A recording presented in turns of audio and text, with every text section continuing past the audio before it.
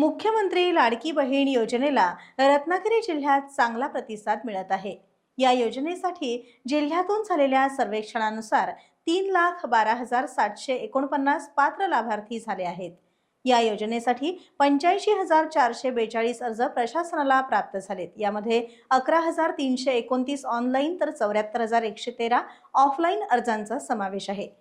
शासनाने या योजनेसाठी पात्र ठरणाऱ्या लाभार्थ्यांना दरमहा 1,500 रुपये देण्याची घोषणा केली आहे। योजनेच्या घोषणेनंतर अटी शर्तींचं पालन करण्यासाठी रत्नागिरी सेतू कार्यालयात प्रचंड गर्दी झाल्याचं दिसून येत आहे।